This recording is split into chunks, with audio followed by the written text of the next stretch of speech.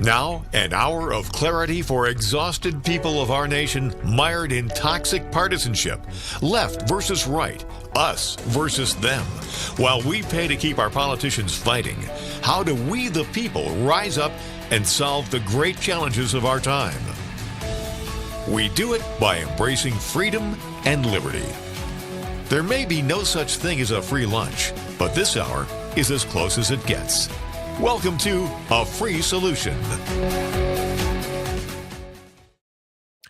All right, welcome to A Free Solution. I'm Kevin Wilson today, joined by Tim, the Freedom Variant O'Connor. Hey, Kevin, it's been too long, brother. No, I still haven't come up with a weeks. better name than the Freedom Variant, though, which I'm still happy with it. It's No, awesome. just embrace it. It's good. I mean, that's your name now. Like that's stuck. I've been on the road working, and look, I'm kind of an old dude. I like to run around and work, and I like to work hard. So, because I miss doing this stuff with you, and so we're back and better than ever, new and improved. That's right.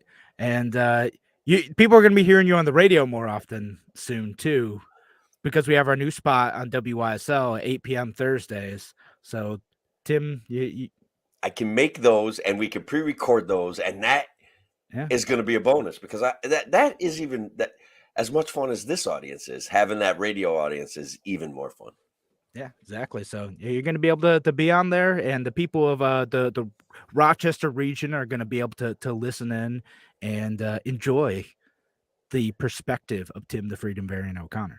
Yeah, and Tim, the Freedom Variant O'Connor, talking about myself in the third person, has had an interesting experience over the last couple of weeks. So I'm going to segue into what I want our first topic to be, Kevin. I've been listening. You guys know, the people that watch this show know that I'm an aficionado of talk radio. And so 77 WABC is the big powerhouse New York City news blasting kind of deal with Curtis Lewa and Anthony Weiner and some guy named Sid in the morning with Sid and Friends. And all over that station all day long, they are talking about my new favorite politician. I have a new political hero, everyone. A new political hero. And I'm not even kidding, man. This guy is the greatest politician to come along since AOC. Who's your guy? It's George Santos, bro. George Santos. This guy is absolutely epic. He and look, people may get upset with my take on this guy, but he did everything up front and open and lied about every single thing to get his name on a ballot. He lied about every single thing on his resume. Nobody knows where he got his money from. His parents were not Holocaust survivors. I mean, this guy made up everything. They're not even actually like Jewish. They're when like confronted about this, he's like, no, I didn't say I was Jewish. I said, like we kind of have some like traditions that are similar. It's like Jewish. Jewish, I said Jewish, not Jewish, Jewish. Like this is absolutely epic.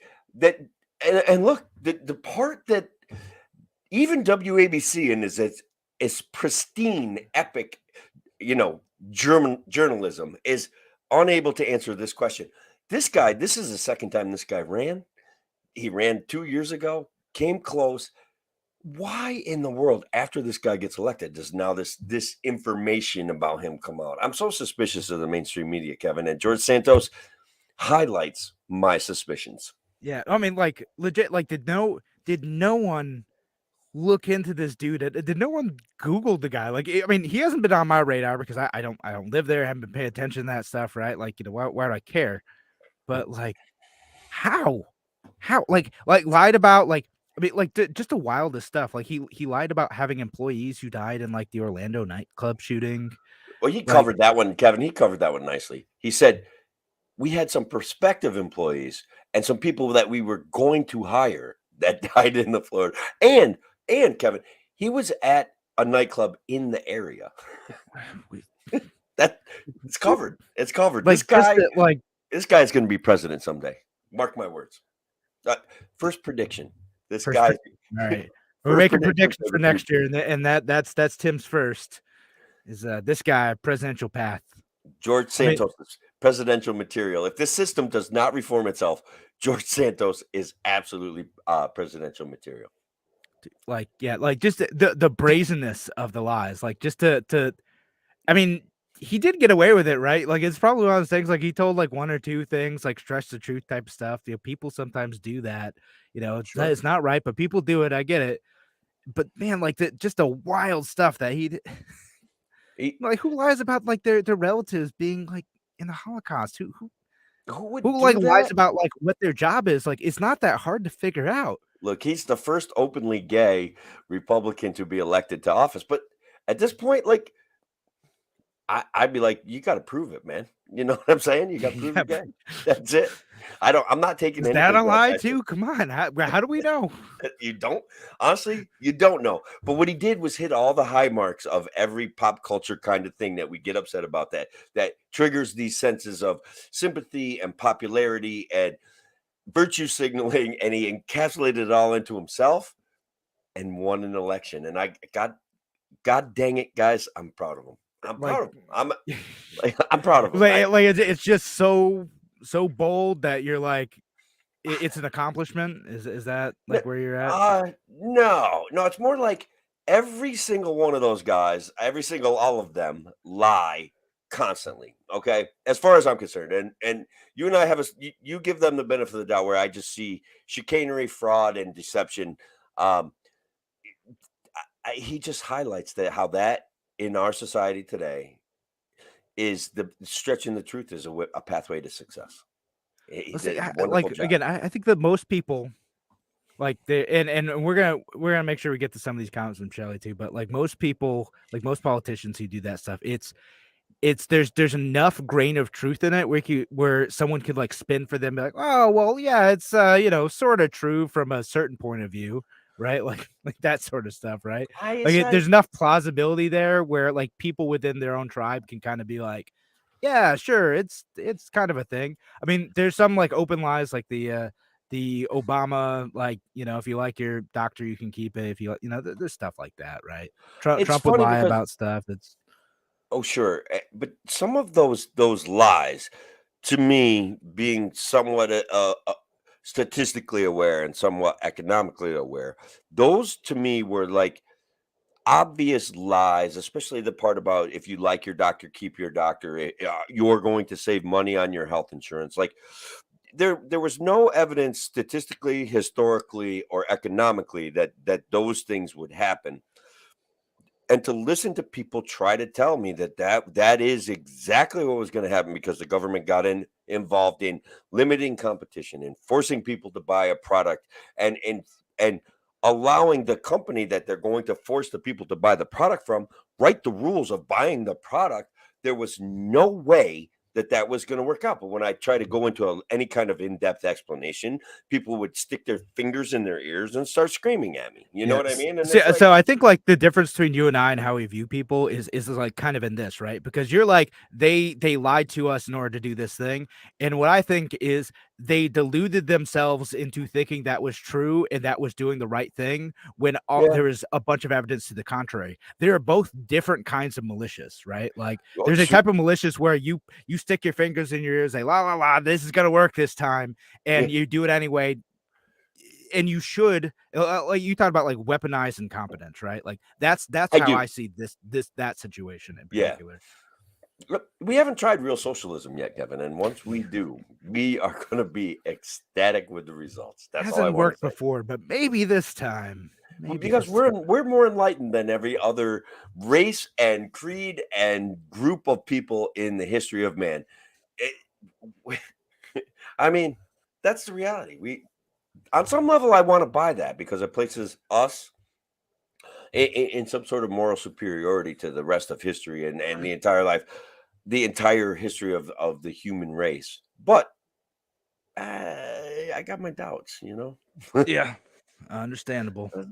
But well, let me say hi to the folks who are listening. Got Shelley on YouTube who says hi, and also the only guy who lied more is Biden, and then referring to George Santos, he just needs to tussle with Corn Pop using a chain, and he's the leader of the free world. instead of voting, I'm almost in favor of some sort of fight club kind of activity where we pick the leader of the free world by maybe physical violence. Like I'm okay with that. I mean, whoever can defeat Corn Pop is No, it's just and look, Biden is in fact a liar. Okay, and like I remember when I was on that bus to Selma with Bill Clinton and Hillary Clinton, and we were going there to protest these things that we were protesting at those times. Like those Biden is a plagiarist. Biden plagiarized Robert Kennedy Jr. in many of his speeches. He took them out there to the people, got caught, and then what happens when he gets caught? Nothing, right? They suppress the story. They suppress the story. And so the media is always suspect as they are. And to circle back around to Santos, this was grade school, like grade school arithmetic is what I like to talk about sometimes when I talk about the COVID numbers, but grade school journalism would have gotten some of this information out about this guy. And he's like I said, presidential material. But yeah, is that like legit? I'm surprised if there isn't already like a bunch of like think pieces about the demise of local journalism related to this stuff, right? But journalism is up against guys like us. Journalism is up against the social media platforms. Journalism is up against the only reason their revenues are growing is because of inflation, and that's not a very good reason for your revenues to grow. So that's what they're up against. So they can't pay real journalists. They have to pay virtue signalers. And so virtue signalers aren't interested in the truth until it becomes profitable to present the truth. And so there was no profit motive to prove that George Santos was a liar before he got elected.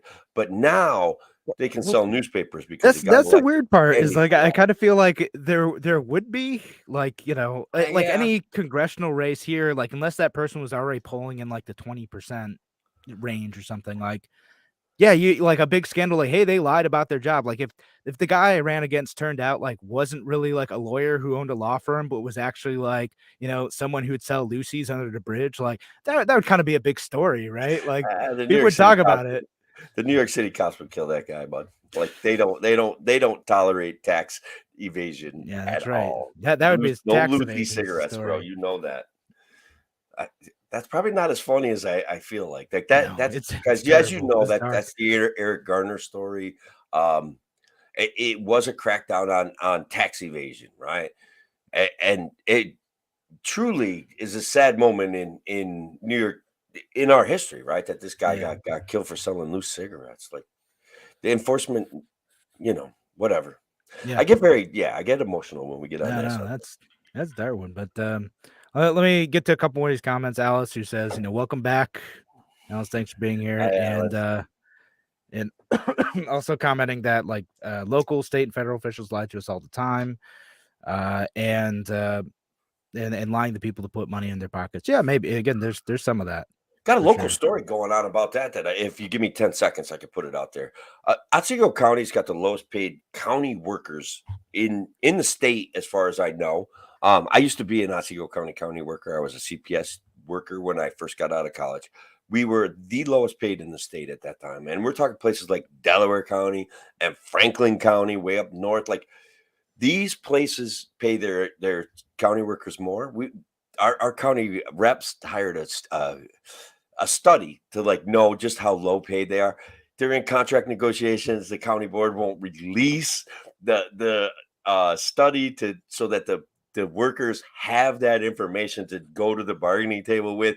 It's such garbage. I'm so embarrassed. And look, guys, I'm a libertarian. Yes, smaller government, less people working for the government. Yes, more efficient government. But the people that trade their lives for money from Otsego County have been getting a raw deal for decades, and they still are.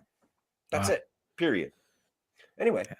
Now, say it feels weird to do a study and then be like, with taxpayer dollars, be like, yeah, we're not gonna release that. Like that. That should be the easiest FOIA request to like get. You can't FOIA. They won't give it to you. My friend Brian LaRusso, who, as you guys, we've seen him on this show. He's very proactive. He wants to get this dirt out there because he's very frustrated. They won't even. They're like, we can't release it yet. It's not totally certified or something like that. Like they're coming up with these. Speaking of devil. There he is. He's here. All right. I am. As a matter of fact, I am. There you go. And Brian LaRusso says, sounds like you're talking about our petty tyrants in Otsego County. So for We those of you are listening on the directly. podcast, I'm foreshadowing. Me and Brian will probably do a live show about this where we present this information about what's actually going on. So foreshadowing of a show from Brian and I in the future, short future, near future. So yeah, no, I'll definitely be following that. That's I know. Sam's got a good comment out there. You see that one? Yeah. Oh yeah, you can't add the comments. I gotta do. I can't. I'm gonna add it that way right away. So Sam on YouTube says, Joe plagiarized a speech and graduated in the bottom of his college class. Is that the current system? Is the current system a war on competency? I would say yes. I would. They do not like competent people in this current system, and they do seem to be at war against them. And it wasn't just that he did plagiarize a speech. He was running for president. They called him out on plagiarizing that speech, and he stopped his run for president. He also plagiarized Robert F. Kennedy when he was campaigning for his Congress job, his first Congress job. So and he was caught red-handed. And so this guy is a known, resume patter. Bill Clinton is a known resume patter. Hillary Clinton taking shots, when she's flying down into Afghanistan, I think it was. These guys all enhance their resumes constantly. And so George Santos does a nice job of highlighting that. And look, the Senate, the Republican senators, and they're a steaming pile of garbage. I just want to get that out there. When we're doing the radio show, I won't, I'll be a lot nicer about it. I'll come up. Why? No, there's no reason to be nicer. As long as you don't swear. You can't drop any F-bombs on the radio because you don't have free speech. The FCC ensures that, but it's regulated. Yeah, even though it's 8 p.m. and it's not midday anymore, we could put out the spicy content, right? Come on, go over FCC. Yeah, send your kids to bed. I'm drinking beer, smoking cigarettes, and I'm going to be cursing on the internet, guys. It's nobody needs that. But oh well. So make sure we just give a shout out to Patricia here on YouTube, who says they lower the bar every election. Yeah, I mean, well, I'll say this: I've studied history. The bar was already pretty low.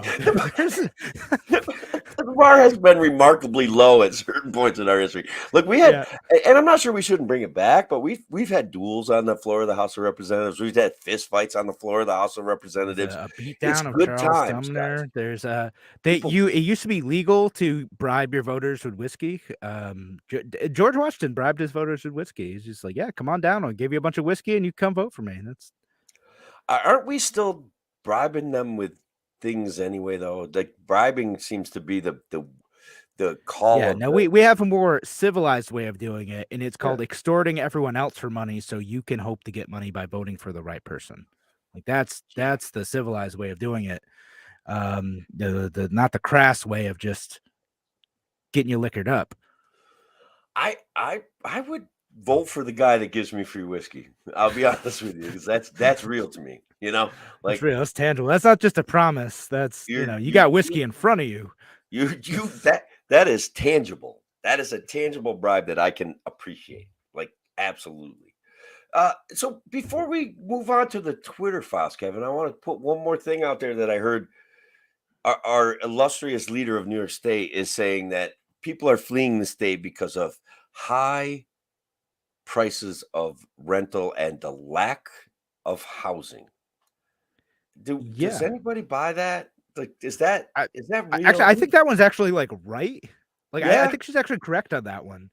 Now, whether or not she's gonna do the right thing on that is a whole different matter. But she's right that fewer people, especially downstate, but it's really a problem all across the state. Is that a lot of places make it hard to build, and because of the scarcity of housing in many places, there is increasing prices, right?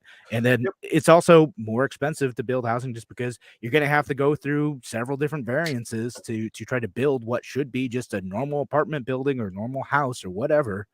And that's going to drive up the cost. That's what it is. I actually, on that level, I agree. I think that the shortage of housing, and you guys have heard me say this before, but the shortage of houses was caused by our government with everything from zoning to increasing taxes to the near impossibility to build an affordable house to rent out to people, to the near impossibility in many locations of breaking up your own house and renting out a room or renting out half of your house. Like these things have become nearly impossible because of our rigorous enforcement of building codes and our rigorous code, which is far surpasses most other states, like far surpasses, and tenants' rights. And this is with all due respect to the human beings that rent and have gotten bad landlords, because I've had bad landlords, but tenants' rights have become increasingly makes renting property increasingly expensive. There needs to be a better balance, and we would have more affordable housing if we took a look at that. But guys, don't worry, because the government is building housing all over New York State. Right. Yeah. And that's where we get to, like, all right, she's correctly identified the problem. Is she going to do the correct thing about it? And the answer is no. We're just going to throw a bunch of money at the problem, build affordable housing, and make guys like Clugo rich. Okay, like we credit farm for them. Our local communities credit farm for developers. They go out, grab money from the state government. They give it to guys that are already rich, and these rich guys turn out 20 apartments or something like that, and then they get control the revenue stream for the apartments. These guys got granted all sorts of money, so they make money off the contracts of renovating these buildings or building the buildings. It's just an amazingly socialistic system that actually it's more like fascism, I guess. Yeah. Good news, though. I do see lots of housing going on. I saw 2 Long Island Railroad stops in my time down on Long Island. And at both of them, they're building massive apartment buildings. So it's good news, guys. That's totally funded by the government. Those things. Totally. Prefer not that. You don't have to dump a bunch of money into it. You just let people build stuff. They'll do it. There's money in it. Like it turns out, like people just do stuff if they have the opportunity to make money. Like, it's fine. You don't have to be benevolent about it. That to reference Adam Smith, that you don't get your bread from the benevolence of the baker or the butcher. Right. Yeah, I'm like misquoting. But it doesn't matter. The point's there, right? You don't get it's not from benevolence. It's from selfish desire to provide for your family. That's where our efficiencies come from. That's where capitalism becomes a good system. There's like a better way of saying it. Capitalism is the first system that allows you to become wealthy by serving your fellow man, not enslaving and oppressing them. Not becoming some sort of petty tyrant warlord. And so capitalism is the first system where you can say, I'm really good at growing tomatoes. I'm going to grow tomatoes on my plot of land. The government will back my property rights, and I'm going to sell the best tomatoes in the world. Socialism is people could come and take those tomatoes before they're even fully grown, and no one makes any money. And so I don't ever grow any more of the best tomatoes that I can grow. You know what I mean? It's a broken deal, and we are on a fast train to more like corporatocracy, fascistic socialism in New York State. It's literally terrifying me. Yeah, no, it's there. Another comment from our buddy Sam here says, fun fact, just moved out of Rochester, and today I called U-Haul and they told me they don't have any more one-way rentals because everyone is leaving. Sam, I went New York through that U-Haul for not adapting. I had to haul some stuff down to Long Island, and I wanted to leave a truck down there. And they're like, yeah, we ain't doing that. You either bring it back or we ain't renting it to you. So I know exactly what you're talking about. There is no one-way rentals right now. The guy gave me a price of it was something like 7 times the amount of money to do a one-way rental. It was incredible. So I know firsthand experience, Sam. It's real. Seen it. But all right, should we talk about the Twitter stuff? I don't see how we don't talk about our amazing and illustrious FBI getting involved deep in the social media platforms. Yeah. And I folks, I know like we're coming to this a little bit later, but also this has been going on for 3 weeks now, and we haven't done a show in over 3 weeks. And you guys haven't gotten our perspective on it. Yeah, we haven't got to talk about it. We've been wanting to talk about it. But I'll just say this about so the first couple ones I was just like, man, all right, like whatever. Like I didn't really think there was much there. And I said as much on like one of my radio shows. I think Matt Taibbi even said that like real. What's that? they promised it was going to build into something real, and I'm like, They did, and I did not believe them. I was just like, all I right, was you guys are skeptical. just blowing smoke, whatever. I was skeptical. Yeah, and Matt Taibbi in the first one, he was like, I don't see any evidence of government involvement, and the other couple ones, like, I kind of looked at it, I was like, yeah, like Twitter's having to make some like rough, like tough, like moderation decisions, and they're going back and forth because I look at this whole thing like in total, and I'm like, okay, Twitter is in a difficult position, and they're in a difficult position because our government was being like shady as heck. Like that's Yeah, like just the whole thing. Like the more and more I saw read about like the government involvement in this stuff, I was like, oh, actually, this is kind of bad. It's not great. Like, why do we have a team at the FBI that like we the taxpayers are paying for like what 80 people to go through and like search social media? And you'd kind of get it if it were a handful of people who are looking for folks who are like making threats or organizing like terrorist activities or whatever. Like, okay, like sure, like sure. I kind of get that. People are gonna post their dumb stuff to social media, but half the stuff that they put out there, a lot of stuff you see like on the account request takedown, it's like someone made a joke about voting on Wednesday. Like, wow, are you serious? Like, what? Yeah. Why? Like, why do you report tattling to Twitter about that? Like, don't you have better stuff to do? FBI, come on. Apparently they don't. And apparently we're going to talk about the perverse economic incentives of assisting the FBI with an investigation and being able to offer up that as billable time, justly and duly get paid from interacting with the FBI. That to me, while it may or may not amount to a lot of money, is an absolute perverse economic incentive for the Yeah. situation. I was really blown away when that came up. Well, so I know like you and I talked about this, but like to me, I'm like, yeah, like I could see how that's bad incentive, but also I know that $3 million it sounds like a lot of money, but for Twitter, it's actually not a lot of money.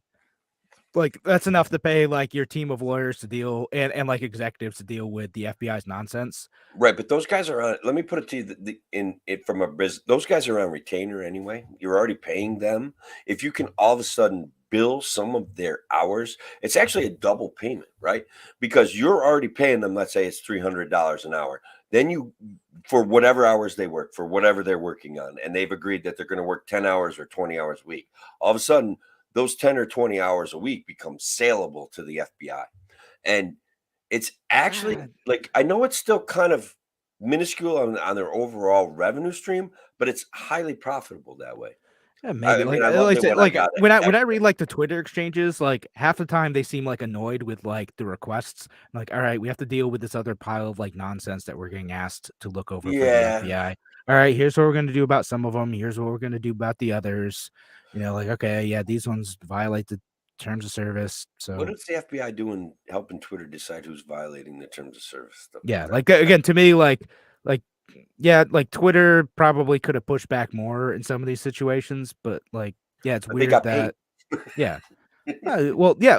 Like legally, like they have to. It's like been a long established rule. Like if the government like asked your company to like do work on their behalf, they have to pay you for it, right? So in this Yeah. case, the work is like investigating their requests for takedowns, plus like documenting all of the terms of service violations, plus documenting like the FBI a few times, like, hey, can you like save all their records? And they're like, yeah, no, we do that. Like it Yeah. basically And then saving evidence for building for a case in theory, right? I can get that there's value there. And that is probably something that the FBI should do. But I want to say, to me, like, for me, there's a very clear perverse economic incentive. And guys, I'm going to also tell you this: that if you think that this deal was exclusive to Twitter, you're crazy. Like, Well, they're I doing want to the see how much the Facebook and FBI paid Snapchat. Facebook, because probably got millions and millions of dollars there. Oh, sure. All right, again, and I mean, Facebook had all the takedowns of all like the militia accounts and a whole bunch of other stuff a couple years ago, and we're documenting a bunch of information. And yeah, they probably paid him a bunch of money for that. I said I don't. I think that their cooperation with that was less. That one might have been less like money motivated and more like we want to stop these people that we also think are bad. and probably violate our Look, terms anyway. That like it doesn't necessarily make it better. no, we get in the crosshairs of that. I think the government takes advantage of people's desire to do the right thing. Even a social media platform wants to do Right. the right thing. And if there's the FBI is alleging possible terroristic activity, possible white supremacist activity, of course, Exactly. that Like they company- go, oh yeah, I want to help. You know, I don't want like this person to organize an attack on our platform. We'd feel responsible for that. Or you know, oh, they're spreading fake news, and we want to make sure that you get the best information possible about COVID. So like if you're requesting us to take that information down, there must be a good reason you guys know, right? Like Yeah. it's that like that deference to like government expertise. And Mhm. like assuming that they know what they're doing, what they're talking about, and that they're acting in a benevolent manner. Yeah, Which yeah. is not a great assumption to make. Again, it's With the FBI, that is I feel as though that's becoming I I don't know. I'm going to be branded a heretic here, maybe, but that's a dangerous presumption to make it because they have been is not way becoming. It has always been. Yeah, thank you. All right, thanks. I Yeah, feel no, more that's comfortable the about FBI saying has it. done all sorts of wild, unethical stuff. Right? You like again, COINTELPRO, like COINTELPRO. Look up that stuff. Yeah. And The Whitmer kidnapping. Look that stuff up. That's oh only a yeah, couple no, months ago, right? That's only a couple months ago. Honestly, Ray Epps. Look up who Ray Epps is, man. I'm telling you right now, conspiracy theorists are undefeated in 2022. Ray Epps, the news about Ray Epps is going to break. It's going to break, Kevin. This guy is an FBI joker. He got some of that stuff going on January 6th. And they have videos of him all over the place. That's the beauty of our modern social media platforms. Everybody's filming everything. He's everywhere, running his mouth and encouraging people to do bad stuff.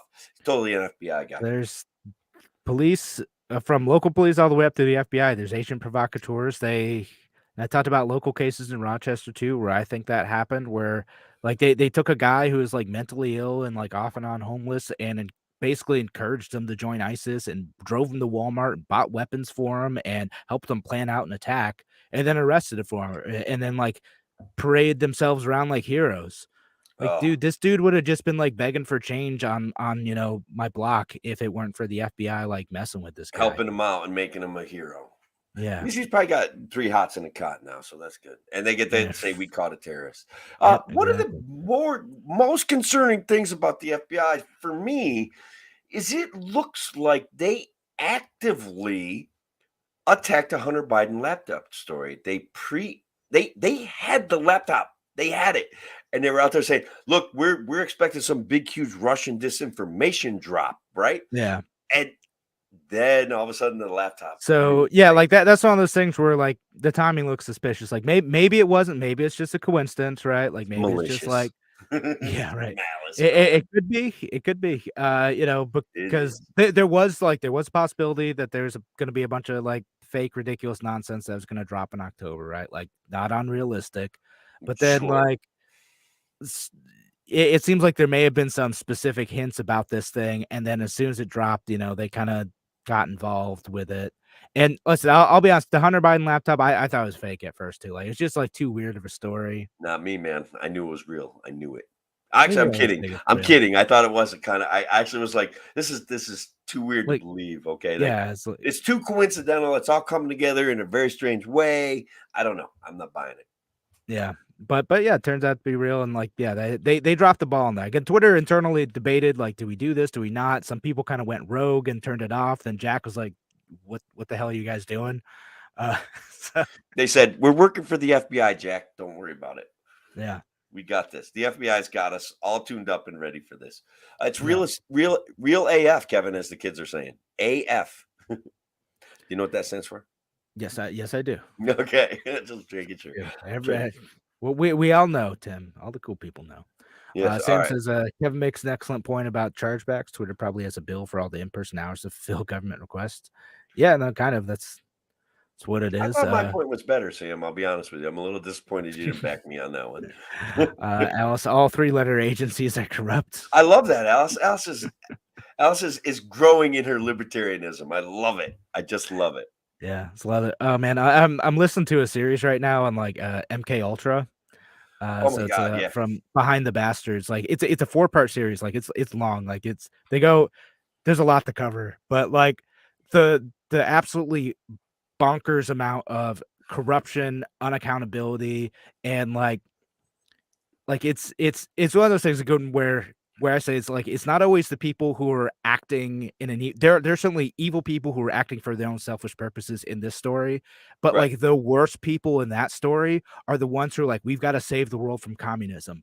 And to do that, we've got to develop mind control drugs and like test this like LSD on prostitutes. Like that's just yeah, like they just drugged we have thousands to of do people that. in San Francisco without their consent. Like just it's nuts. We Uh, absolutely have to do that. We have to. yeah, to save the world. Like we gotta stop the commies. If we don't drug prostitutes and Johns in San Francisco, the Russians win. Like That's how it goes, man. Thank God they're there looking out for us, I yeah. guess. Yeah, right. Check out that series though. It's a wild ride. And so I did before we move on from Twitter thing, I did want to say like one of the big things from Twitter, and I was kind of saying this beginning, like the different treatment that political elites get from Twitter, that was kind of like one of the big things that rubbed me the wrong way. And one of the things was like the Department of Defense stuff, Right. right? Where it's a Yeah. violation of the Twitter terms of service to operate a fake account and to use that to look as if you're spreading propaganda or a political message coming from another country, right? Like that's the exact type of stuff that like the FBI was supposed to be stopping here in America, because there really are folks like from Pakistan and Russia and whatever who try to make bot accounts and try to spread stuff, right? And that's Yeah, I Twitter doesn't remember. want that. Everybody remembers Red Flag News, bro. Like it was Yeah. awesome. I thought it was great because I never took it that serious, but it also was like, that could Yeah. be true. And it turns out it was like a Russian. Yeah, so like I mean, it's a thing, but like that violates you're not allowed to like misrepresent yourself, and not supposed to do that stuff, right? Like it's just a thing they built into their platform. The Yeah. Department of Defense would do this all the time. They'd make like AI generated faces and put them on accounts in like Iran or Yemen or Russia or whatever, and they'd just put out all sorts of like either anti their government stuff or pro American stuff that would like reinforce American foreign policy points. And occasionally they would ask Twitter to white label their accounts, but a lot of times Twitter would be like, hey, here's these other like 30 accounts that we're pretty sure are you. Can you guys stop? I do think that is a problem. When I go to a news media page and I start wanting to discuss like a real issue in our area, all of a sudden I'm in an argument with let's just go like from my verbiage, a left-wing psychopath who is literally a fake account spewing party line nonsense. And it's like I'm actually talking about real people. Like, for example, when I was on one arguing about the fact that people in Otsego County who work for the county make a distinctly lower amount of money than other places. This guy comes on, and he's got like a cat in his profile picture, and his cover picture is a car. And it's like, that's not a real person. Why don't we censor them? Why don't we get rid of them? I don't know. The FBI should step up. Tim and handle O'Connor, that. let's Yeah. censor people. That's Yep. that's the takeaway from this show. Well, that's kind of an overgeneralization. I know. But we could take away from this show. Tim O'Connor is a big fan of George Santos. I would be completely comfortable with that. Yeah, if you take nothing else away, just remember that. That's Tim O'Connor's got a new vote for president this year. So I think that while we were talking about this, maybe did you hear about that expedition that was searching in northern Canada for the North Pole, where the Santa's Workshop? You guys might want to take a minute and check out Operation Northwoods. And they thought they found it a couple times, to be honest with you. But if you get a chance, Google Operation Northwoods. Yeah, make sure you Google that. Like Tim's got something good there. It is, guys. That's worth checking out. Santa's Workshop, Operation Northwoods. Yeah. No, that's the Twitter files are a pretty amazing kind of situation where again, I feel like conspiracy theorists, one, they're kind of like, hey, we're being shadow banned. Hey, we're kind of like, it seems like some people are controlling information. They even got into the medical stuff where there were valid opinions about the COVID lockdowns that were suppressed. Okay. And that where people were like, look, the lockdowns are more dangerous than this and XYZ. And that stuff was blanket suppressed. There were people that were deplatformed over it. Even Alex Berenson, who finally got his account back, just a rational examination of statistics that guy was providing. And I'm not even saying he was right about it. I wouldn't go that far with him, but like Right. but there are people who like him who would make like valid points that would go against the status quo, like especially the hey, like there's some harm from keeping kids out of school. That's not a trade-off worth making. And people making relatively mild arguments like that were sometimes shut down completely, or they would be shadow banned, and everyone insisted like, it's not really a thing, but like it kind of was a thing, you know. It kind of was a thing, and the FBI kind of was there saying, well, we don't really, that might be a violation of this. And because it's a scary time when there is First Amendment rights everywhere, right? But the government does not have the right to control your speech, okay? So when the government does it, it's different than when Twitter does it. And what we saw is the government asking Twitter to kind of moderate certain content that didn't fit the narrative. And that's why I said, like, at first I'm like, well, like if Twitter's doing it, it's kind of their decision, and like that sucks and we can complain about it. It's a bit different when the FBI is going in and be like, hey, shut down these accounts. And we can't deny that there's this unholy collaboration, right? Where, okay, do a good job at Twitter and you get a great job with the government, or you get your face on stuff like that. Oh, sure. Yeah. There's an implied threat too. Like, hey, if you don't get on board with our program here, we're going to say you're being irresponsible, and we're going to go gin up some fear in Congress that we need to regulate you, you know? Yeah. Rush Limbaugh used to make that point pretty regularly, that sometimes the government doesn't actually have to do anything. The implied threat is enough. Like there were certain lending programs that were problematic when the government, everything crashed, right? And he was like, look, let's be clear that the government was behind incentivizing those loans, or at the very least, they were saying, if you don't make these loans, these high risk loans, we're going to examine every loan you've ever made, and we're going to prove certain things that you did or didn't do, because we can tie you up in court forever. Like the threat itself, just that the government can crash down on you and take everything you own, is real, regardless of who you are. Yeah. Nope, that's what it is. You just figure, all right, is it cheaper to do this thing that is risky from a PR perspective now, or do I risk getting beat down by government compliance and trying to force me to follow every single rule, law, regulation, whatever on the books, and proving it until I'm broke, right? Like what choice do you make in those situations? And Exactly. The government has too much power. So look, I've been talking about WABC or whatever it is, that radio station 77 or 770. They have Anthony Weiner on, who's rehabilitating his he's still around.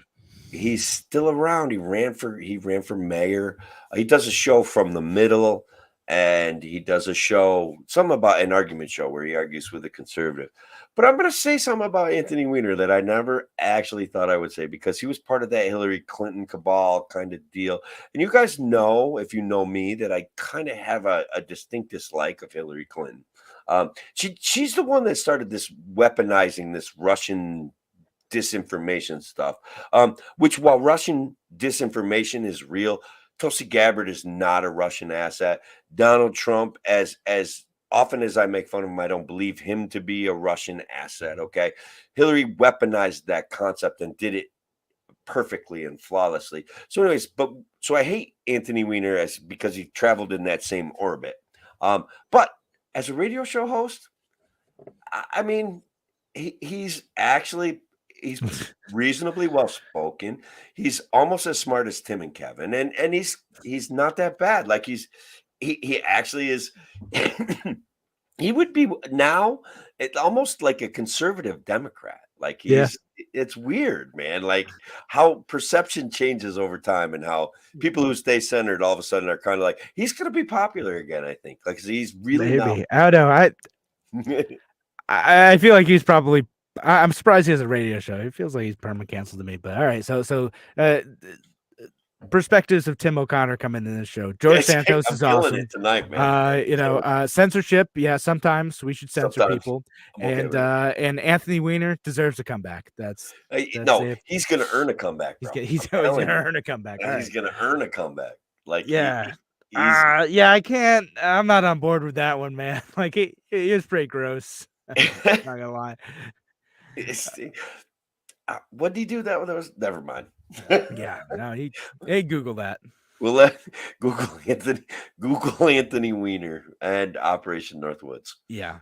Yeah, no, Shelly Awesome. Sims. Yeah, that's that's right. Yeah. Yeah, that's right. Yeah, that's why Anthony Weiner was canceled. Right. No. That's correct. Yeah. Carlos Danger, man. Carlos Danger. That was good stuff. My God.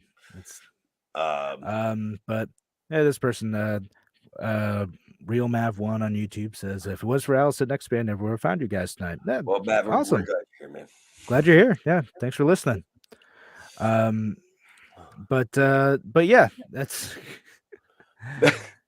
I don't even know. I promised to thrill a minute. I feel like I'm falling behind, but I also think I may be, in fact, coming close to delivering it. You know, I wasn't expecting Anthony Weiner curveball. I'm sure I surprised everybody.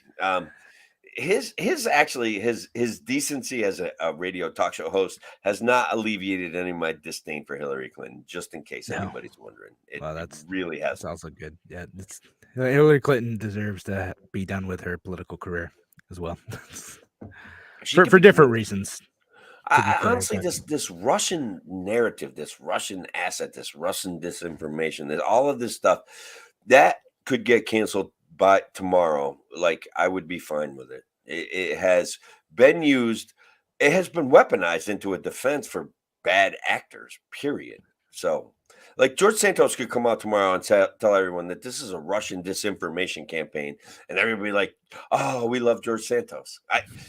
When in fact, I'm really his only supporter left. I want to be honest. Like, there's a lot of people mad at him down in Long Island and Queens area. Should he be seated? What do you think? Should he get seated? Seated, yeah. I mean, I'm kind of the opinion, like, sure, seated, probably. I would understand if they didn't put him on any committees, though, because again, what is his expertise? When they decide to put you on a committee, you need to be like trustworthy. You're working on these policy issues. They want to understand what your background and expertise. Yeah, that's yeah. So I'd understand if he ended up getting no committee spots, but the people did elect him. Does the guy that threatened to use nuclear weapons against the American people, the guy that slept with a Chinese spy, does he have any committee positions? He sure does. He sure does, buddy. He sure does. Does Adam Schiff have any committee positions? Because that guy is a lying bastard. I hate that guy almost as much as I hate Hillary. Maybe more. I really don't like that guy. Strong feelings. Yeah. No, this but isn't radio, so I could say those words, guys. Yep. No, it's fair. It's fair. I think you're allowed to say it on the radio. Just not like the F word. But all right. I think I heard Curtis Lee will use the word bastard a few times on WABC. Yeah. Russia is as bad as you think. Their government's pretty bad. Like the people are fine. Their government kind of sucks, though. It's bad in different ways than the U.S. government is bad, but it also sucks. Yeah. Russia is bad. Russia is the aggressor in the Ukrainian war. Our response to the Ukrainian war makes me skeptical of the U.S. government. That doesn't mean I'm skeptical of the Ukrainian people's right to defend themselves from an aggressive nation. That doesn't mean I'm not sympathetic to all the people involved. And that doesn't mean I can't remain consistently anti-violence and anti-war and still recognize that everybody has rights here. So, yeah, Russia can be bad. Yeah. Putin is a great troll, though, dude. Sometimes he's just he's good at riling people up. But yeah, no, his government not great.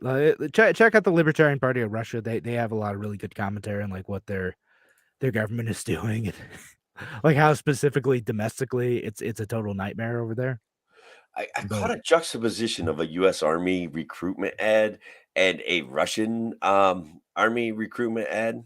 I can't remember the guy's name that was doing a breakdown of it, but guys, if you come across it, you got to check it out. Like, oh well, like was that was the one where like they made the Russian guy thing look all like badass and tough and everything, yeah, right? And like the American one was like more about acceptance or whatever and it identity. absolutely was Even that. though like the reality isn't like the Ruby Russians report. aren't getting like high tech like badass warriors over there. They're like half starving to death, freezing to death, like conscripts who are forced at the point of a gun to go to the Ukrainian front lines because they couldn't flee in time. Like that's the reality of the situation. Is it's hundreds of thousands of people, mostly ethnic minorities, who were forced to the front with no supplies and told to like march into danger. So again, it's I get it. not great. I get it. And yeah, I said, and all that's like, I think both of us are caught because we're like, Russia's bad. Ukraine has a right to defend itself, but also maybe we shouldn't send over tens of billions of dollars to Ukraine with like very little accountability. Like that's the argument that the Ukraine is a money laundering like psyop certainly hasn't been dispelled by our lack of oversight of our money spent. It certainly has been dispelled by Sam Bankman-Fried and his trash coin. It hasn't been dispelled by any of that. And I mean, it just, we should be skeptical when we're handing out billions of dollars. We should be skeptical when we're handing out billions of dollars to Raytheon and General Electric, the war machine. I mean, like the weird, how most of the money is getting distributed is not like they're getting a bunch of like cash. It's more like, hey, so we have all these like old tanks and munitions and guns and Patriot missile systems, and it's aging. We'll just send that all over there. And then you can make new stuff here. Like, yeah, cool. And that's why the military budget, despite winding down the war in Afghanistan, is higher than it's ever been. And like it's almost as high as World War II levels. We're not really at war. They're gonna be like, hey, look, we grew the economy. And it's like, because we gave Ukraine our old shit and we paid Raytheon to make new stuff with green technology. Congratulations. I mean, Raytheon, the greenest bomb maker in the world. Congratulations. I wouldn't want to feel guilty about like the bombs we're making, right? I'm not sure what to say there. Yeah. We're saving the environment when we make bombs. Like, can that legitimately, if a bomb does one damage to the environment, can we be like, I don't know. You know what I'm saying, man. It's a weird world when we can get away with that kind of communication and people go, yay, Raytheon. Yeah, that's thanks. Like, oh, that's at the end of the day, like there's some necessity to that, but a lot of it it ends up being wasteful and expensive, and people die at the end of bombs, bro. Exactly. That's the reality. Yeah. You innocent people. That's the thing. Okay. Like if every bomb blew up a Putin or whomever, whatever, like let's not even put a name on it, right? Some sort of significant military target that changed the fate for the people that are the victims of this aggression, or the people that are behind the aggressive military that want nothing to do with it. That would be different. But it's not that. It's never that. It's like, that war is bombed a wedding that maybe had one actual bad guy at it and like 40 other innocent people, including children, and that's right. Anyway, that's a bummer. We should. I'm still with that one. Yeah. All right. What other time? Well, we're getting close to 10 o'clock. Do we want to do fake news, or we want to try to hit one more topic? I mean, I keep having one that bubbles up, but it's going to be too controversial to do in a short amount of time. So let's. Well, we don't have to do like this one's not going on the radio, so we got time. We're not necessarily limited. All right. I think we should do fake news. You got any fake news? Yeah, sure. Tweet from the GOP: Republicans believe in limited government. Real news or fake news, Tim? Oh, that is effing ass fake news, brother, because I'm telling you what right now, that clown show in the Senate and Team Red, guys, you conservatives should be livid. They have been hosing you down for decades. So that. Is it a real tweet? Unfortunately, I think it is. Yeah, It's it is. incredibly They really did tweet it. embarrassing. I did run a poll, Kevin. Interesting that you hit this subject first. I ran a poll on Twitter. Should the GOP expel Mitch McConnell from the GOP? Should they just say, look, this guy has no Republican, no value in line with what our stated goals of the GOP is? Like, and it was nearly unanimous. I mean, a big yes. And I got like 353 votes. Guys, if you ever want to, help me, answer the most important questions of the times, go to my Twitter account at Tim for Senate. And I try to do this is where Elon got it from. What's that? This is where Elon got it from. He's copying. That's right. So the answer is, I have some Republicans that follow me, right? They agree that if the GOP was to make a stand of some sorts, perhaps we could forgive them. I can't. Okay, I can't. But that's because I was a liberal. Then I was a Democrat. Then I was like not a liberal. Then I kind of was like, all right, conservative works for me. And then I'm just like, you know what really sucks? The government. That's the bottom line. And I just am so disappointed. So that's how I got here. So anyways, I was always they could, and I just didn't realize it. Yeah, the other senators could at any time decide they don't want him to be the leader anymore. But the fact of the matter is he's super good at raising and giving out money. That clown helped get Lisa Murkowski reelected.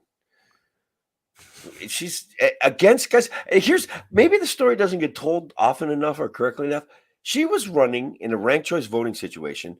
Her only opponent was another Republican who was definitely more conservative and definitely more pro-small government.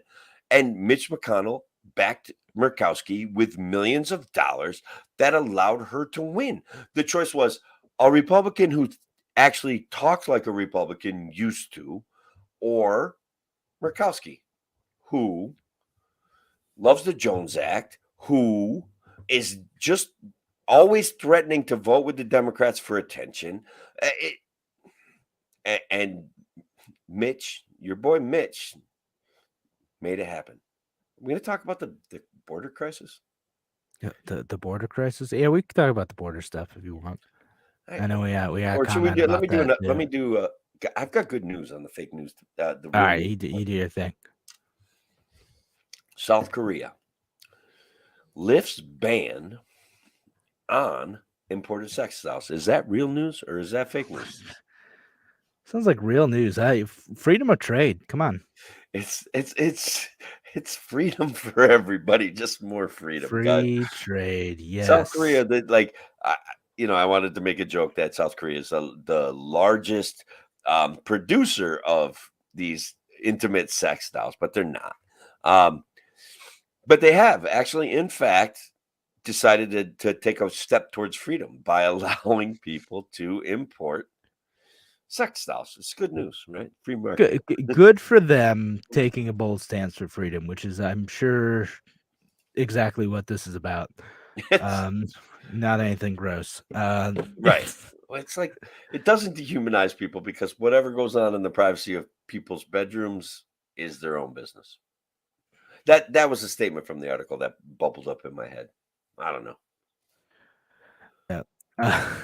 Actually, let me one other quick headline that I think you'll wonder if it's real or fake or not. Okay. No, soft on crime liberalism isn't fueling San Francisco's drug crisis. Libertarianism is. Libertarianism causing. First of all, I'm pretty anti-drug addiction. Okay, like the people in my lives, like I'll make sacrifices to help them if they're addicted human beings. I'm going to counter without saying whether I think that that's a real headline or not, I'm going to counter with the crisis that is being brought to this world by fentanyl, which is real right now, is a symptom of the drug war. And that is an absolute freaking reality. So, I actually think that that's a real headline and a complete misunderstanding of what we are talking about. Is that correct? 100%. Yeah, that's correct. It is a real headline. It's an opinion piece, but it's like, Right. if we, even though like a lot of stuff that's fueling like the worst aspects of the drug crisis in that city and everywhere else is not even legal. Yeah, they're blaming it on libertarianism. Somehow libertarianism and like the libertarian movement have caused like the drug crisis, even though we're still just barely chipping away at like the worst aspects of prohibition. And like not even getting anywhere on harm reduction. But black markets being protected with violence, and black markets once created will not easily go away. Okay. To the point of black markets love the war on drugs. Okay. The black market for drugs is very profitable for evil people to make money. People that don't care about addiction. If all of this stuff was legalized, and this is where it gets weird, and this is where people think I'm crazy sometimes. But if all of this stuff gets legalized, harm reduction becomes society's number one priority. Assistance with addiction becomes easier to obtain. People's lives for getting mixed up with drugs, people's lives are not ruined. They don't end up incarcerated. They can seek help without retribution from society. Okay. And then the violence of the black market has to dissipate till it finds another black market, right? Like there it is, because so if you use the case of Uber or Airbnb, they punch a hole in the regulatory environment. Black markets are similar to that, but they know ahead of time what they're doing is illegal, and they take advantage of it, and they protect their black markets with violence. If we did away with black markets, we could Portugal, everybody, Google Portugal's drug policy, okay? And look, it's real. Harm reduction is real. People have addictive personalities. Black markets thrive on that shit. We got to fix it. This is nonsense. Libertarian is actually the solution to fentanyl. That's right. Fentanyl, and here, did I connect it perfectly? Like fentanyl is like distilled opioid stuff. Okay, it's easier to smuggle. It's easier to divide into smaller parts.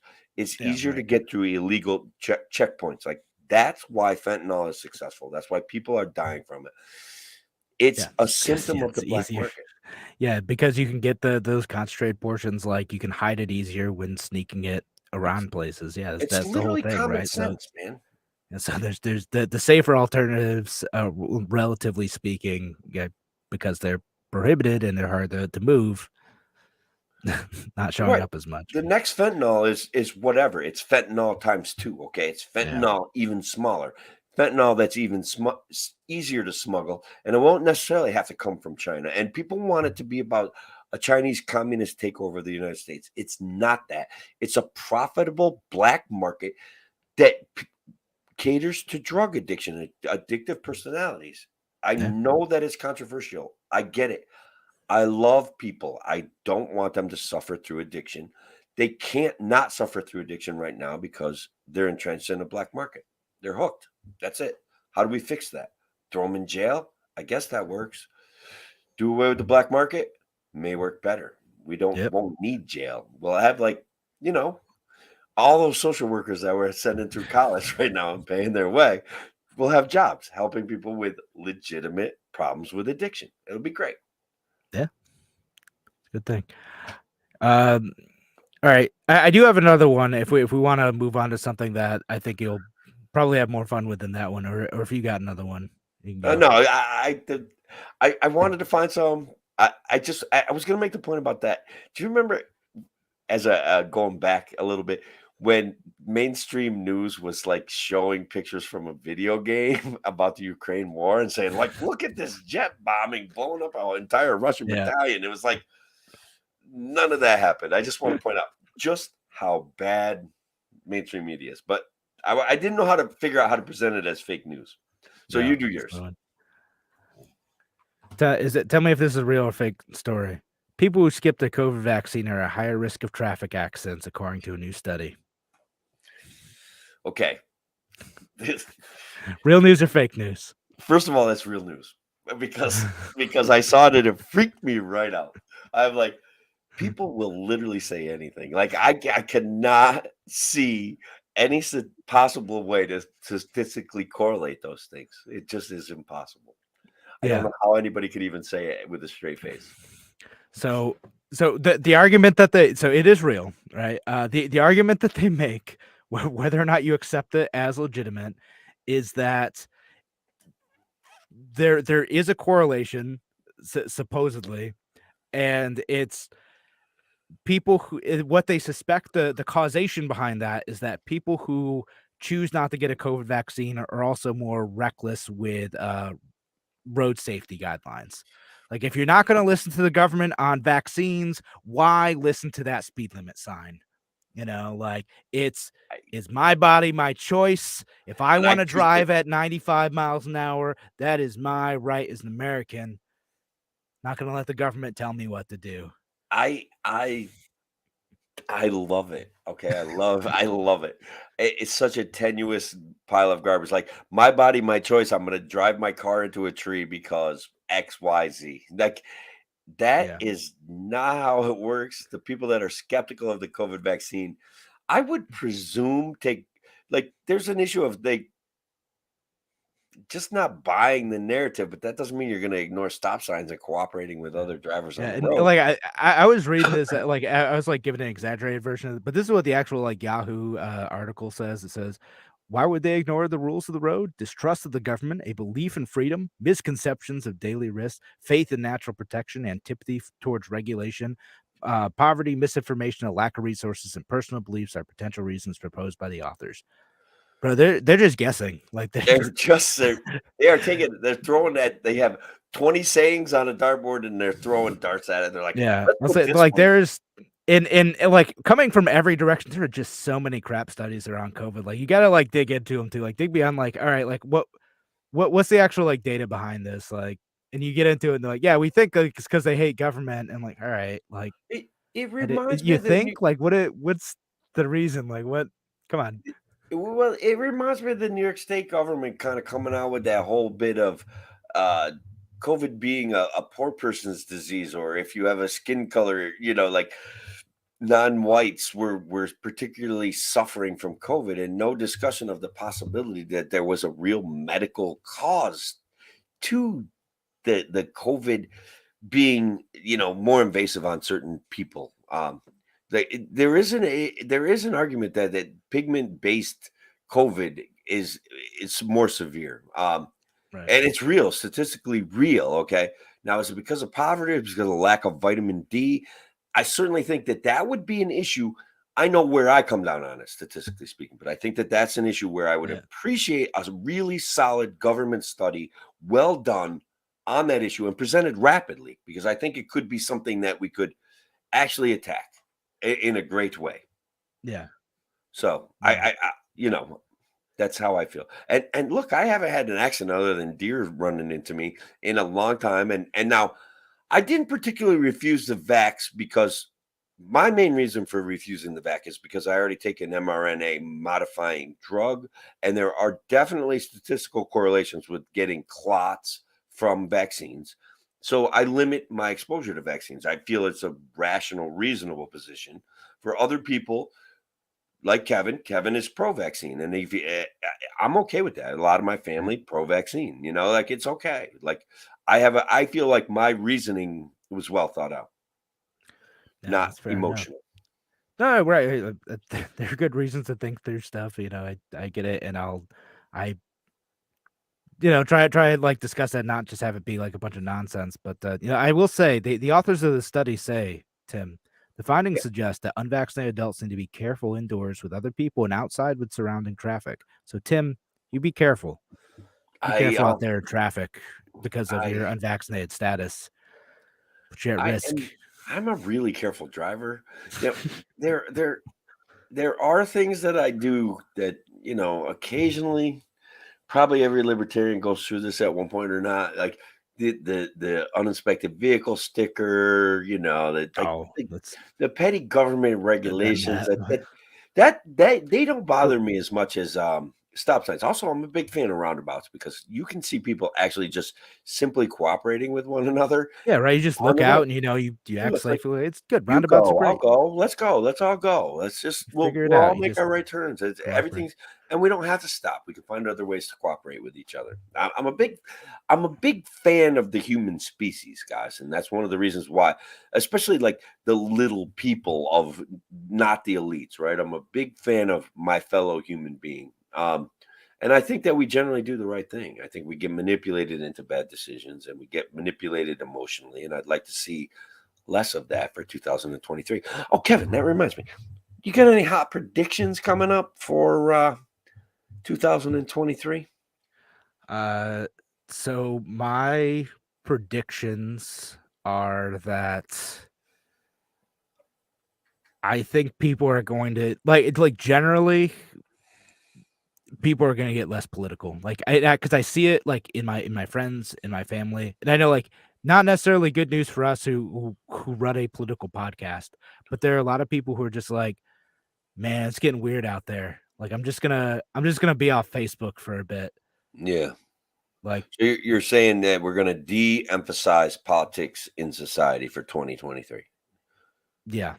Yeah. And you might not see it if you're still on Facebook, you're still on Twitter. You might not see it, but I think there's like people I meet in real life, a lot more of them, and maybe this is just anecdotal to me and the people I interact with at their place in life, but a lot of people are like, yeah, it's getting weird, and I kind of lose perspective of like what real life and real community is like by like being too online, and I'm gonna try to interact with real people more, especially I after a couple years of like some of them like because I hear this from left and right. Some of them were like, "Yeah, I avoided going outside for basically 2 years, and all I saw was this, and now I need to get out and do stuff." I would like to see so where I think you're right and where I hope you're right is I would like to see a further divestment from political partyism. Okay. I think that so to back that up, I think that libertarianism is a very natural philosophy for a lot of people where they say that the government manipulating us into decisions regarding our health, into decisions regarding our taxes, into decisions on how we should help other people. And by manipulating, I mean taking our money and taking our time and forcing us into things. I'd like to see a divestment from the belief that we're going to hire a hero. And I hope that that happens. I don't know though. It's very tough. Like I, I I'm worried. You know, that isn't going to happen, but I would like it to happen. So it's Yeah, not necessarily a prediction. I you're have good. a prediction that we're going to come up with George Santos for president. Nah, that's not it. That's too easy. Like I was asking people what a good campaign slogan that would drive home the particular vibe for 2023. And Fake it till you make it. Fake it till you make it. What we actually That's came the up George with was, Santos slogan. That's yeah, we're screwed, Kevin. We're totally screwed. That's what we came up with. So that's my prediction for 2023. More people realize that we're absolutely screwed. yeah. I think that might fuel the thing because like I said, there's a lot of people who are like, man, the Congress just phoned it in on another $1.7 trillion bill. Like it's not like some of it's like a good thing, like reconnecting community, but I think some of the disconnection is going to be like what's the point anymore? They're going to get like just cynical. Well, I can't do anything about it. So that's like part of the disengagement. So cynicism is good, but like I will say that my children are exhibiting symptoms of reconnecting with society versus this issue of which is great, okay, and I think that social media has even though I want you guys to watch the show and I want you to listen to our radio show, okay, but like this social media has a way of filling up certain spaces in your brain that would be better filled with interaction with human beings, where you have to negotiate real terms and friendly interactions, and that's better, because that's how I grew up. And I'm telling you, I just feel like it's better. And I enjoy the attention I get on social media, and I enjoy making jokes, and I enjoy talking to people, and I enjoy getting to issues. Right. Yeah, it's fun, and this stuff's important too. Like these things matter, but like, yeah, also Tim's very nicely saying, "Go touch grass." Touch grass, you nerds. Touch Yeah, grass. Yeah, I got a way of saying that. No, all right. Even though I tried to explain that to a handful of people, and I realized that people who actually go out and touch grass don't know what that phrase means. Like, it's a very online thing. Well, people were saying touch grass, and I'm like, what is that? I touch grass. Like, they're like, well, it supposedly it discharges the electrons that are stored in your body. I'm like, you know what? That's actually a pretty good slogan, and I'm going to start saying touch grass, nerds. There you go. So Patricia with I think probably an accurate prediction, who says, my prediction for 2023 is that for the first few months, lots of people will still be running 2022. You're right. I think you got a winner there, Patricia. She's on it. I would also like to make a prediction that's based on hope, right? That this Ukrainian-Russian issue resolves itself in 2023. And so that is based on hope. But the hope is for the Russian people that are behind Putin, that don't want to be going and pointing guns at the Ukrainian people. That would be a prediction. That would be a hope. And that is something I'd like to see, that the resolution of this, an end to violent conflict. Even if we had got a few months without any violent conflict, that would be great.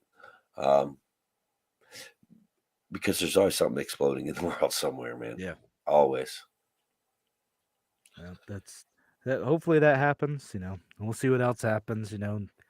In New York State, in federal politics, with the Libertarian Party. I don't know who knows what's going to happen next with the LP too. Is there? I'm concerned about the Libertarian Party. I think that we need to grow faster, but I don't think that there's a certain level of party people that perhaps we've moved away from, that we're not so much interested in growth, but we're interested in philosophical purity.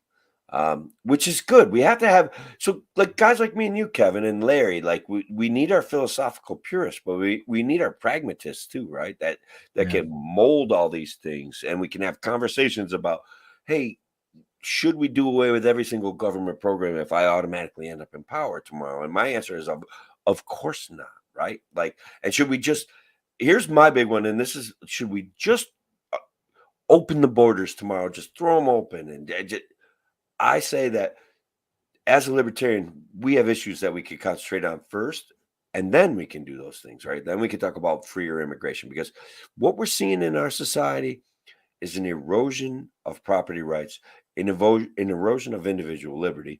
And so naturally the notion that, but you feel free to counter when I'm done, right? Like, I get it. All right. Now I'll let you finish your point. That if those things weren't eroding, everyone would be more comfortable with immigration, because the people that are coming here deserve to come here. But let's also talk about they're victims of the war on drugs. They're the victims of failed socialist policies. Yeah. Like, they're the victims of those things. And so, yeah, in a sense, how do we fix them? Let's be the bright, shining star of reality for people. Like, let's do that. Can we do that? So go ahead and you go. You offer the counterpoint. Well, we I know we can spend my old. You started talking about property rights, and I shared a meme yesterday on my thing, and I was like, well, the people talk about that. Should I be able to invite anyone onto my property that I want? Sure. Yeah, sure.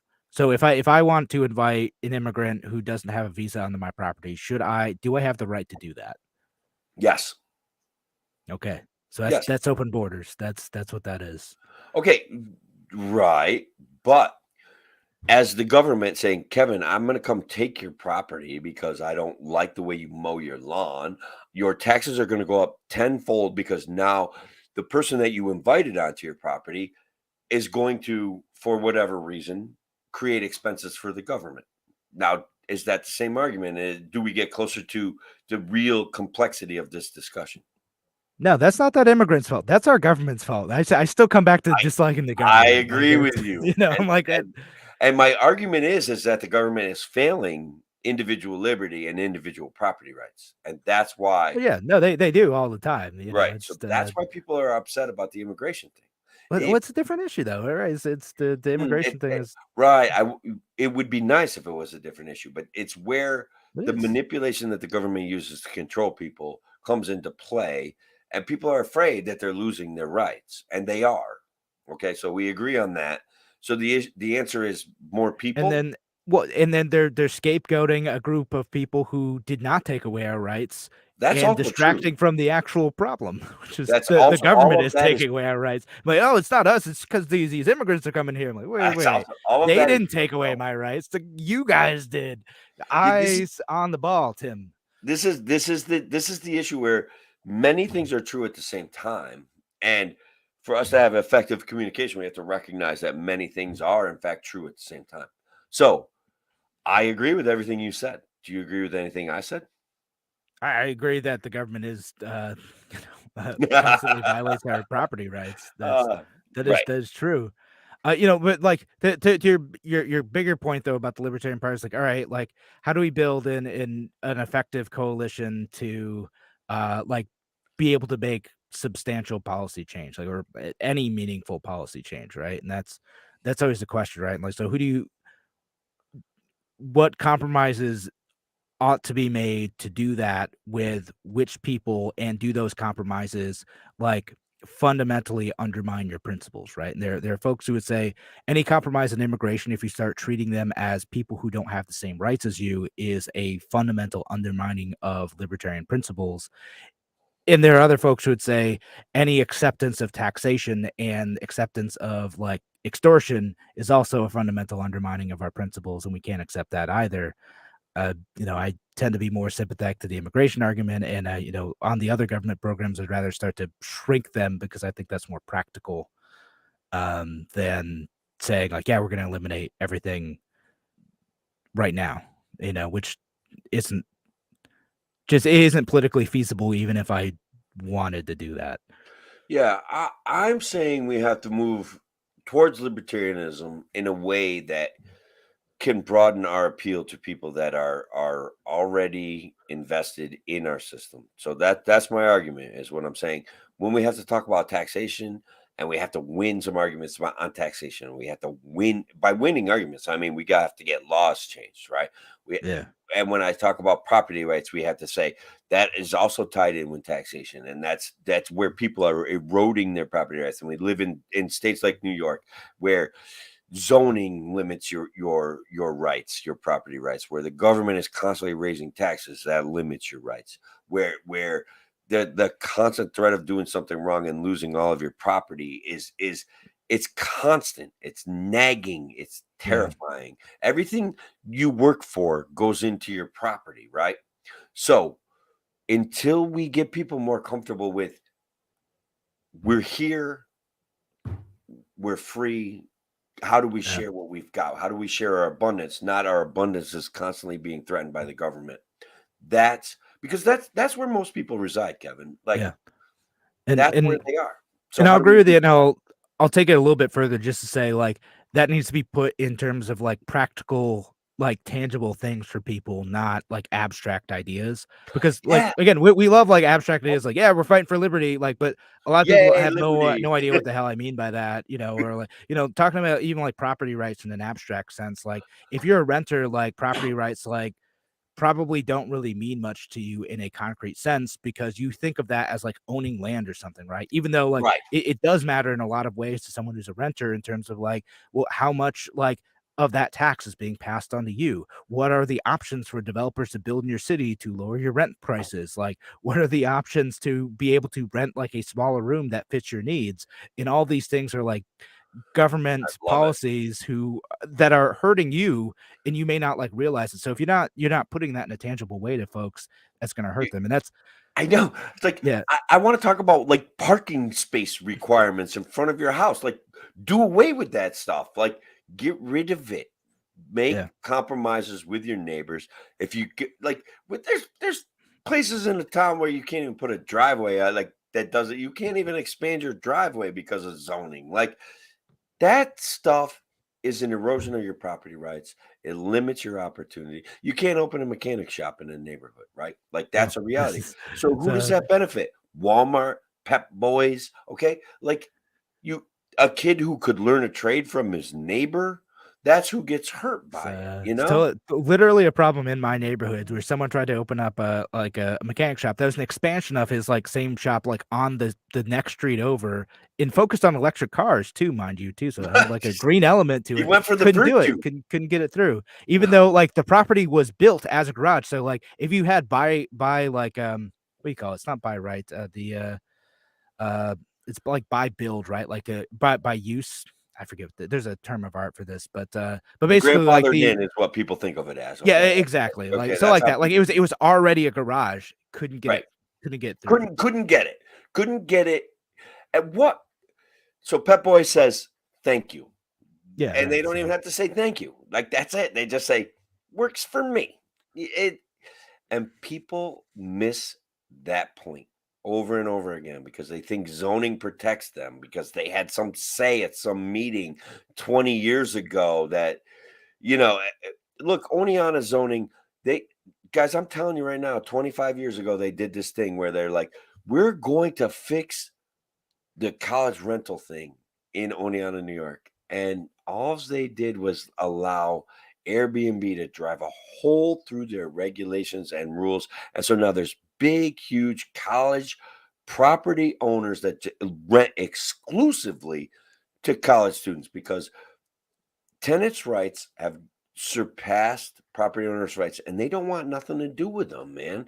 And yeah. you can't all of a sudden take your house and say, I'm renting out a couple bedrooms because you could be stuck with a nightmare, man. Like Yeah.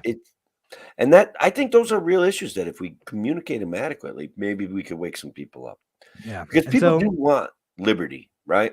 yeah, right. It's you just have to make tangible the outcomes of some of those problems and put it in a compelling way. And it's unfortunately like there's all sorts of variation coming from like the Libertarian Party itself on like how they choose to communicate its principles. And sometimes they just do edgelordy stuff, and sometimes they get super wonky, but like it's Both. not attached It's to it. both. Like it is like the worst of both worlds in some It's so cases, bad. and it's yeah, I love all of the effort, man. I really do. yeah. And I especially love all the guys that are already kind of trying to stake a claim on running for president. I think that that's a big deal. And I love the fact because people may disagree with me, but I love the fact that Larry Sharpe is practically already campaigning for governor again. I think that that is a positive thing. I'm not sure when people say, "Hey, win local elections." I'm not sure. Um, I'm not sure that the long term effect of that's going to do it.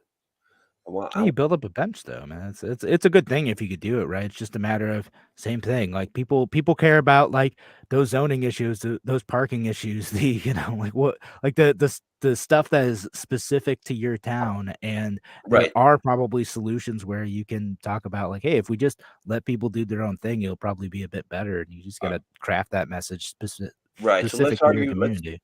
Let's say I lived in the city nearest me, and I decided to run on. I'm going to abolish zoning. I'm going to lower your taxes, and I'm going to increase your freedom. I don't think that I stand a chance of winning. I don't because people don't understand the issue. And I could explain over and over again.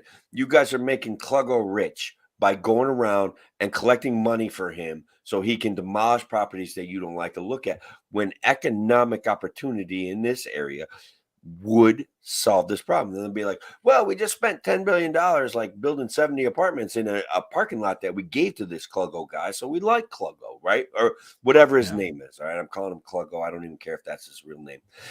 And everybody's so enmeshed in that system, Democrats, Republicans. And they're like, the conservative Republican guys like, yeah, let's take government money and build a parking garage in between two buildings because we can charge revenue. We already have a parking garage that's falling apart and ain't nobody ever paid to park there, right?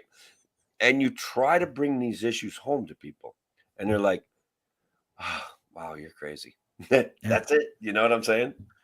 Yeah, that's what. But again, whatever sometimes like you're going to be running up against a machine. It's going to be tough. Like if I ever ran for like city council in Rochester, like the thing I would do, the thing I would want to do, the thing I think is tangible is that zoning reform piece. There's already a plan. I participated in the community meetings and put in my input, and some of that stuff and other urbanists, their thoughts got put into a zoning reform plan where they're going to make it easier to build. It's taking a little while, but like the way to advance that is say, I support this, but also how about we make it even easier to build around bus corridors, right?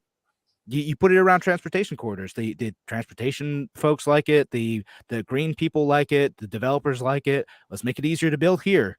And that's a start. So it's not everywhere. It's not going after like in the middle of like a R1 neighborhood where it's all single family houses.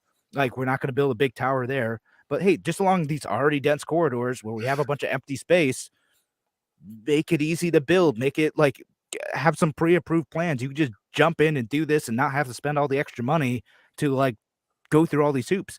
Just do it. Make it simple. Well, yeah. And so my argument, my campaign speech would be, well, look, every single time we get a big, huge chunk of government money and we build residences for people that the developer gets to rent and control that revenue stream. Every single time we do that, we change the zoning every single time. So what if the zoning was better for people that are already here?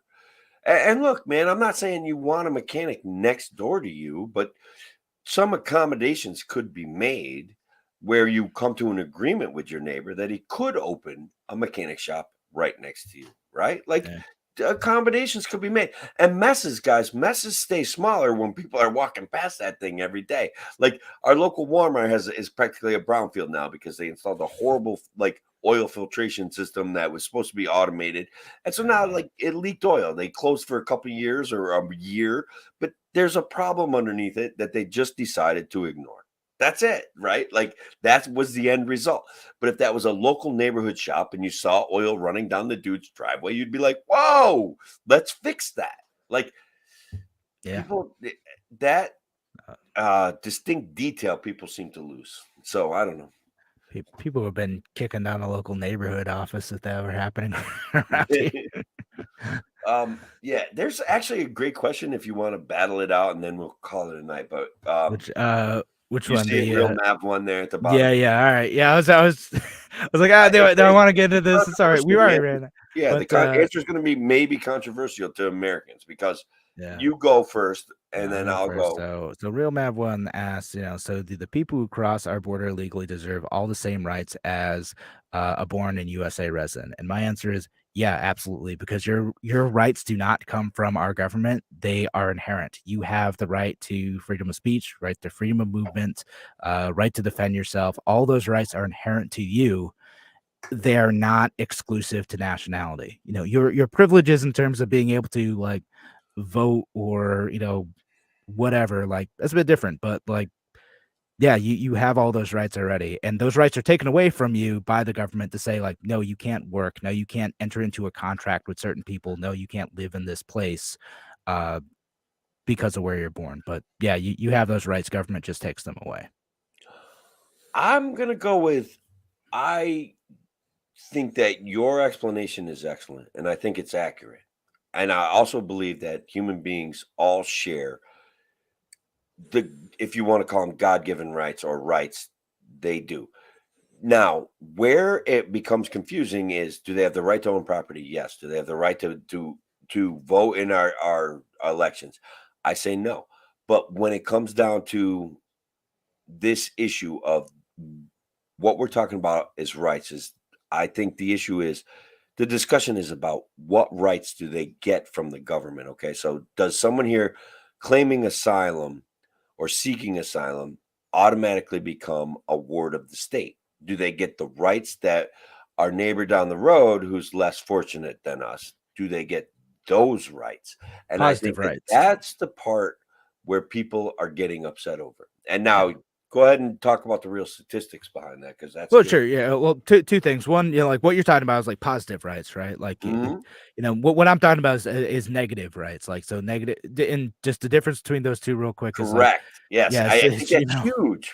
Your freedom from government restriction versus like your Your freedom right to to be able other to act. people's shit, right? What's that? Yeah. You're their right to my shit. Like, let's put it out there. That's what we're saying. It, What is someone who crosses the border illegally? What is their right to my shit? Yeah, and you know, Why am I like using the word if shit? I'm being like the radical, unreasonable libertarian, I'd be like, you don't have a right to anything that needs to be stolen from someone else, right? Like that's I'm my sorry, say that again. I want to you hear don't that. have the right to anything that needs to be stolen from someone else. Right, So and that's what a lot of transfer payments are, things like right, socialized healthcare, like that requires either the labor or the extracted, you know, wealth of someone else, right. right? And so that no, you don't necessarily have a right to that. Like there might be practical reasons for helping out people who are seeking asylum, right? And I think that the compromise to that is that you should have a relatively quick, speedy vetting process for asylum seekers, which the United States could set up, but often doesn't because of like, you know, nationalist reasons a lot of times. Well, And hang on. There's more to it because there's an industry involved there, in there is. illegal immigrants coming here and fighting for visa rights and stuff like that. There's like huge Yeah, trillions there's of like a dollars a year. lobbying thing. Yeah, like like it's all like a total mess when it doesn't need to be. It could be relatively simple. And the other part of that too is like you could make it a lot easier for and we have some level of doing this, but it could be a lot easier for Americans to be able to sponsor people to come in and say, okay, this is they're not going to be a ward of the state. I am taking financial responsibility for bringing this family over and taking care of them for this amount of time. And like that's what I'm going to do. There's some level of being able to do that in the United States of sponsorship with refugees and asylum seekers. But a lot of times people have to go through a state. It's so much worse in Europe, like the refugee situation, in part because that doesn't exist. They make them live in government housing that is segregated. They live in ghettos and they are not allowed to work for like sometimes years. Right. The So American system, like better or worse, like you get some level of assistance for a short amount of time and then you're on your own. And if you don't maintain that job, you get kicked out. that which to me is a human rights violation. Let me That's go not right great, down this but road. like, Okay, so when you got a visa 2A and you're working on some guy's farm and you have a bad day and he fires you, you are now an illegal immigrant. And that's kind of bullshit. Okay. Like that's not okay. yeah, So, and then you got to pay a lawyer. And look, I'm telling you, immigration lawyers, it's trillions of dollars oh, these it's guys rake in so off of ridiculous. I unsuspecting mean, it's people who had a job one day and now they're an illegal alien the next day. What I want to point out is I know that it's a failure of mainstream media, our political elite, to effectively communicate the real issues like Kevin and Tim are doing right now. Okay. Like, what's their right to my shit? Kevin says, no right to your shit. Okay. That's real. Okay.